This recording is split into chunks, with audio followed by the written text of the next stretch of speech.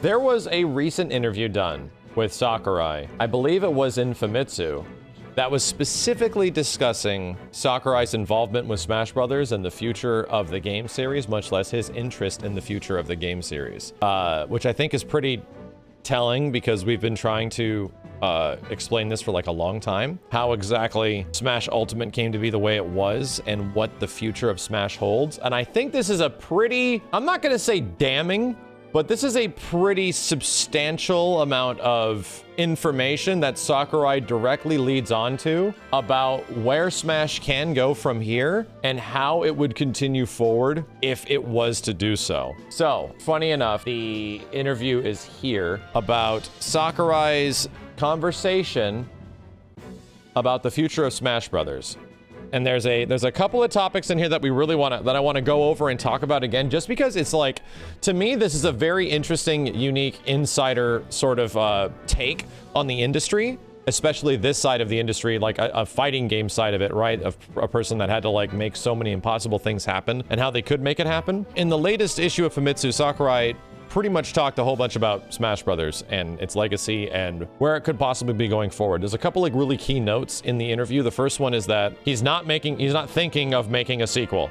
He's not even thinking of a sequel. I am not thinking of it every time. However, I can't say with certainty that this would be the end of Smash. So in Sakurai's current scope of human existence right now, he wouldn't be lying, right? If there was actually a Smash Brothers somewhere out there and he was working with Nintendo about something in the future, whether it's like, you know, a 4K version for the next Switch or something like that, he would have been involved in those conversations and he probably would just not want to talk about it at all. He would probably say like, I'm not beholden to any information and I can't talk anything about it. But he doesn't. He straight answers. He's like, yeah, I'm not really thinking about doing it. And, you know, I don't know, I can't really say if it's the end or not. So it more sounds like Nintendo doesn't have any plans to move Smash Brothers forward currently, and Sakurai does not have any plans to do another Smash Brothers game at this point. Next big one. I need to think whether I must release a Smash game or not, even if I have to do something that would disappoint users. And here is the thing that we talked about literally for a couple of years now with Smash Brothers Ultimate becoming the way it is. The realization of what Smash Brothers actually is. It's an impossible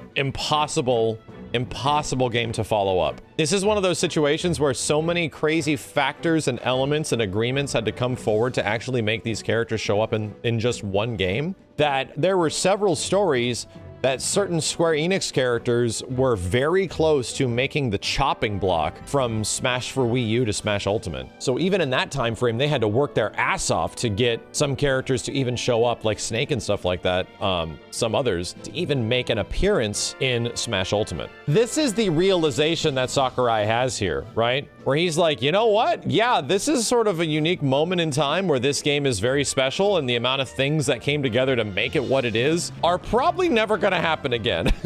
And he practically is saying, even if I have to do something that would disappoint users, knowing that he would not be able to give everyone the roster that a previous Smash Brothers game had. They went too hard in the paint, right? That the problem is this Smash season went too damn hard. I currently don't see a path where Smash can be produced without myself. Woof.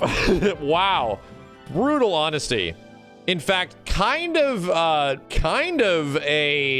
direct, I wouldn't say insult, but I think a direct portion of shade thrown either at Bandai Namco or Nintendo, most likely Nintendo. Pretty much this game only exists with me, sorry. Like, wow, a little direct there, Sakurai. I mean, damn. I don't think it's a direct challenge. I don't think he's challenging anyone. I don't think anyone wants to follow this thing up. Right? He's right. Like, the reason a lot of this game came together the way it did is because of moves he made, personally. So, I mean, he's not wrong. He's not wrong. But I'm just kind of blown away that he's sort of blunt about it, you know?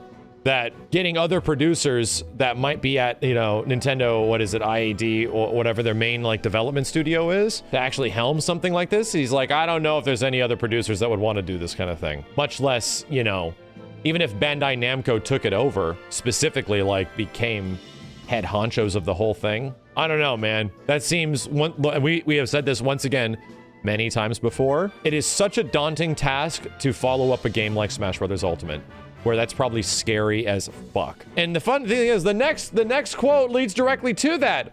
Honestly, we tried a while ago leaving it to somebody else, but it didn't go well. I'm not too sure which game perspective in time this is, whether this was something between Brawl to 4 to Ultimate or something along those lines. I don't know, but the fact that he even admits, like, no, there was a time where we actually tried to split this up and, you know, make it so that I didn't have to be the one to do all this stuff. Granted, he didn't make the game. Like, let's be completely honest with you. Sakurai didn't make this game. Hundreds of Bandai Namco employees put Smash Brothers together. Sakurai is essentially the effective creator, where he is choosing what goes in, and buy-in product is the one that is the decision maker, right? Which is great. That's what a director / lead producer role does. But in terms of, like, you know, and people kind of treat Sakurai like he is the one and only champion that put Smash Brothers together, created it off of the dust and bones of his allies. Like, no, dude. No, like hundreds of Bandai Namco employees put together Smash 4 and Smash Ultimate. Like, he's the conductor, but he's not the orchestra. You know what I mean?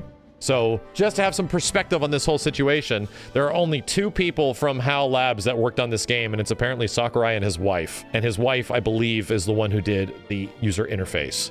So be that as it is, still, yeah, giving that's a big job and a big role, and the person that eventually is responsible for a lot of these things happening does get a lot of does have to deal with a lot of shit. And I'd imagine, being in Sakurai's position, Sakurai's probably used to dealing with a lot of industry bullshit, you know? So he's able to make things happen and able to sort of withstand the blows and the brunts of dealing with executives and shit like that, because he's been in the industry for so long.